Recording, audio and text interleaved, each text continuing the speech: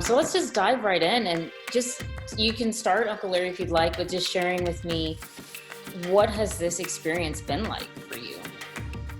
Well, it was, it came on so sudden. And when it happened, we just began to right away, make changes. One of the big things we had was we had to stop meeting because the church is very, close-knit, where we touch a lot, we hug a lot, we sing a lot, everything that COVID likes. So we had to change things, so right away, we started having all of our services streamed, our Sunday morning services, our Bible study, streaming it, our meetings, like our business meetings, teleconference, and that type thing. So that was the first thing, just making adjustments to be able to carry on ministry. So that's the first thing that happened. And then after that, we started to try to adjust, to try to bring back some normalcy, trying to figure out different ways to stay in contact. But it is hard for a church because the church is big in fellowship, touching, hugging, closeness. And so we had to make those changes. And I would say this, we were able to make those changes and everything has went well. Obviously this is probably not something they covered in divinity school. So did you feel prepared and like you had what you needed to be able to transfer from in-person church to virtual church? So what seminary didn't prepare us for COVID. But I would say this, God did bless us. We have a youth pastor, Pastor Jackie Saddy-White, who is very versed in the technologies. So right away, he was able to get us Facebook Live, to get our web page up to speed. And so working with him, we was able to do that. And I would say I was a little bit concerned with virtual service, preaching to the masses and not having anyone right in front of me, but everything worked well. When I look at the camera, I just imagine my members sitting in their kitchen, sitting in their living room, their dining room, and really, and I give praise to God, my preaching has been more powerful. So I would say, and this is what they did teach us in seminary. They taught us with every crisis comes an opportunity. And that's what I found here. It was a crisis, but then there's opportunity because now through streaming, we reach 4 to 5 times more people than we would normally have to show up at our Sunday service or our Bible study. So I would say with all said and done, we have been blessed. Now it's still stressful because there are people who are losing family members. There are people who have family members sick. At our church, we did lose 5 members. So we had to have a distance funeral. What I mean by that is that we couldn't do things the way that we normally do, touching and hugging, and we had to be socially distanced. We had to put on masks, but we were able to do it. And so it have been some difficult times. At the same time, there's been some good times. Yeah. And Angela, I want to ask you, so you work in a hospital. You've always worked in a hospital, working with probably the most vulnerable population in our communities, which are newborn babies. Yes. So what has that been like, working on the front lines with such a vulnerable group? Well, it's been adjustment for us nurses as well. It is stressful. It's more emotional, stressful for us. And we have had to make adjustments to working with our babies because we have to be so careful not to bring in any type of infections to our babies. So we've had to kind of redo the way that we perform nursing care, wearing masks at all times, putting on our gloves, wearing the gowns when we perform nursing care. And so we have to protect our little patients. And it's been a challenge, but we're making it through. We're there to lift each other up and to encourage each other during this time. And then it's hard for the parents because now we only allow one visitor in to visit the babies at a time. And we don't like to do that, but we're trying to do what's best for our infants, keeping them safe and keeping everybody safe in the long run. But we're making it through, and we're just adjusting. How close do you actually get with the families, and have any of the families kind of shared any of their challenges with you? We try to work as close to them as possible. We do have what we call border rooms, where if the infant is really sick, the parents can stay in the border room 24/7, 24 hours a day, 7 days a week, so they are allowed to come in and check on the babies. Thank God we haven't had an actual COVID positive baby yet, but still only one at a time are allowed to come in. And if they have frustrations, we don't mind, come and talk to us about their feelings, what we can do for them, and then at the same time we have to reinforce the rules. But we just do the best we can, and anytime they want to talk and vent with us, because we're all assigned, our patient assignments, and parents can let us know how they're feeling, and we're there for them. And most of them, once you sit down with them and you talk to them and let them know what's going on, they understand. And so we haven't had any real big problems with it at all. Now, regarding the PPE, have you and your staff had access to the protective equipment that you need during the pandemic? We do. Doing normal patient care, we have to wear a mask, or if babies are on oxygen 2 liters or more, we have to wear the N95 mask. And then also if we're holding babies, we wear the gown. But when we go to deliveries, all deliveries, we have to wear the PPE gear. And so it depends on the patient care, or if it's a delivery, what that deems what we wear and what we don't wear.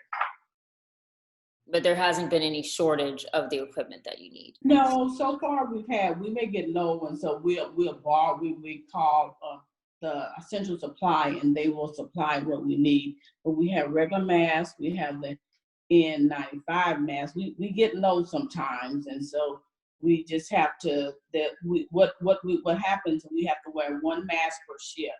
That's the biggest thing. We can't wear multiple masks a shift.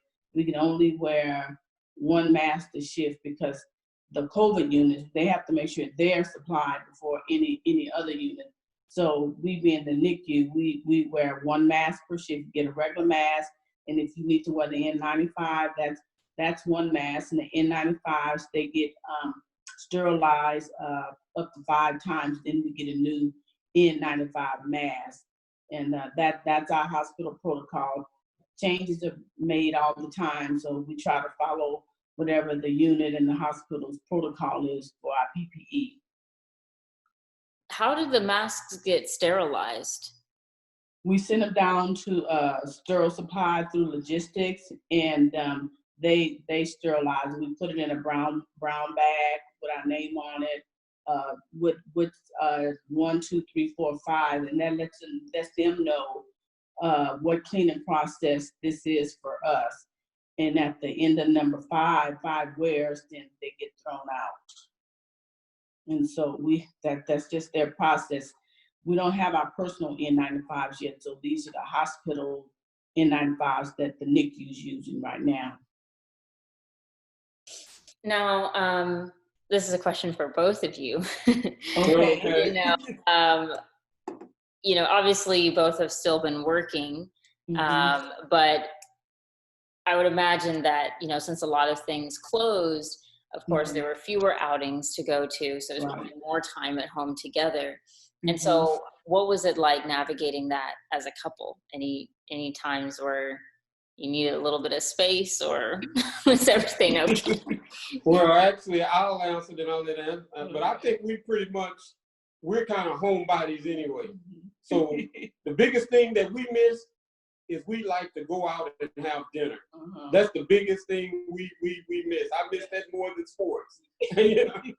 And but so we usually and every Sunday after church we would go to dinner. And then we have our date night usually on Monday that we would go out to dinner. But now we just have it here, and it's been good.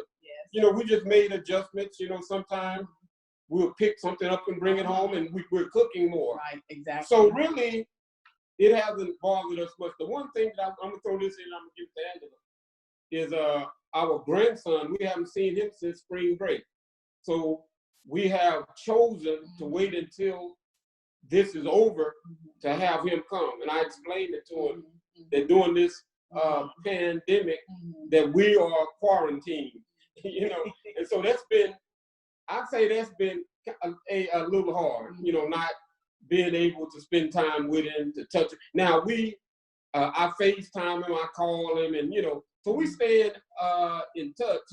Piggybacking in on what Larry said, the biggest thing is being able to go out to dinner and being able to sit down and just enjoying our date night. And then also what came up during COVID was his birthday. And so what I did, you know, we ordered dinner. And so what I did, I set the formal dining room up, you know, and brought out the best china.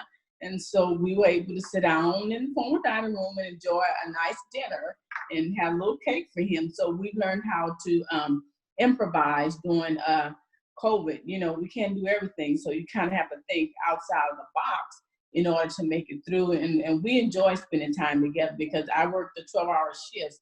So when I'm off, I look forward to spending time with him, you know, sitting down, relaxing, looking at TV together with each other. So it's worked out, and he's there to support me, and I support him. So it's been working out, and I don't miss going out, you know, because when I'm off, it's decompression time for me because it's stressful at the job. Every now and then you get the feeling, I guess the biggest thing with me is not being able to spend the time with the church members. You get a little bit of a cabin fever feeling with that, and a little bit of depression. What I mean by that is, you know, I told Angela last week, I felt a little funny, and I think it had to do with just not having that normal. You know, I couldn't express it, but then what I do is stay positive and patient, and I think that's the biggest thing. And one of our members, Roma, she's good at checking on members, you know, once a week or so. And she'll say, how y'all doing? You know, she'll send out a text message and she'll say, how's the church family doing? And that's very encouraging, just to let us know someone is thinking about us. You know, they're not thinking about themselves, but thinking about everybody. Because like Reverend Glass said, that's the biggest thing, missing going to church and that church fellowship, hugging and talking to each other. That's a big thing. And I miss that the most. Right. I think that's a very good point because, you know, like you said, it's just a new reality. And, you know, back in March, we all thought like, oh, 2 weeks and then we'll be fine. And here we are 6 months later and still not totally sure when things will feel the way they did before. And just, you know, missing that close contact, you know, it does affect the mind, the psyche, and the emotions. And it's not, there's really no guarantee. There's no date that, okay, on this day, we can all go back to the way that we were and it'll be totally fine to be close again. And I think another thing that kind of adds to the sadness of it all is it's not, you know, it's one thing to just not have seen a friend for a while because you were busy. And another thing not to see them because it could threaten their life. Right. Yeah. It just adds on this extra burden that's really hard to sit with sometimes. Right. Yeah. Bria, that was one other thing that I wanted to throw in. Oh, yes. When I talked about a crisis, you know, the chance, you know, to can a chance for opportunity. This is what I try to tell people too. Some things that you've been wanting to do needing to get done at home, do it now. So I've been able to do several projects around the house to get some things done that I've been meaning to do for a couple of years. And I've gotten them done. And also, even for the church, I've been making sure that we try to get some things done. So when we come back, that we will come back to a nicer church. Yeah, church building. Yeah, that's a very good point. Even this project in and of itself, you know, I've had time now to do this project that maybe I would not have had if things were the way they were, you know, back in February, March, when I still had extracurriculars after work and, you know, seeing friends. And I don't know if I would have really made the time for it the way I have now. So that's absolutely right. And I think it has been a good opportunity for lots of people to kind of look more inward and have some moments of introspection and, you know, maybe picking up that, finishing, you know, that project they started in the backyard, or even something personal, you know, regarding personal development.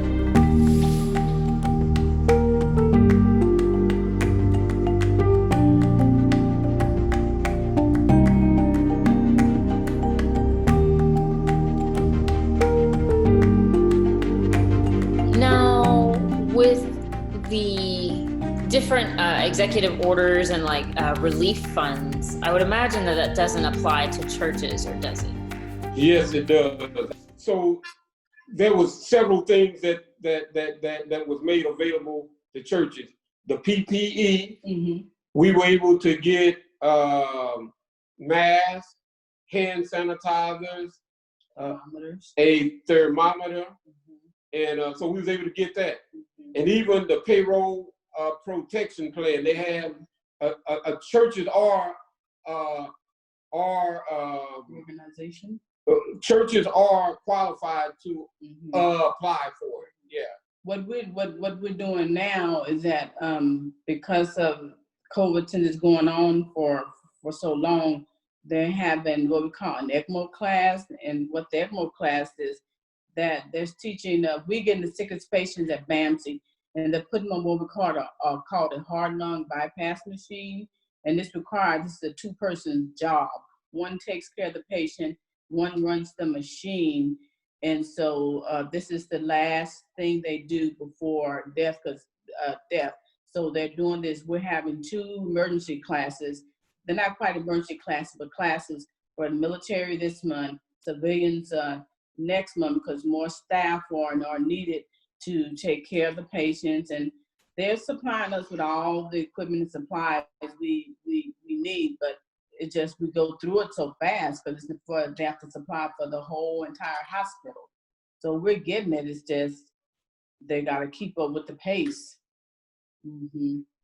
So we're doing the best we can and trying to encourage each other. And they check IDs, they check temperatures. No one comes into the hospital without being screened. If you have any symptoms, you can't come in. And also with no visitors in the hospital, the only areas in the hospital that allow visitation right now, the NICU, 1 person, the pediatric unit, 1 person, and maybe death and dying case for the adults. But other than that, there's no visitation at this time. And any elective surgeries, procedures, none of that is being done. So everything is going toward for COVID right now. And I guess on the church side, it is a little difficult, especially when people are going through something. I mentioned earlier about the church members who have lost family members.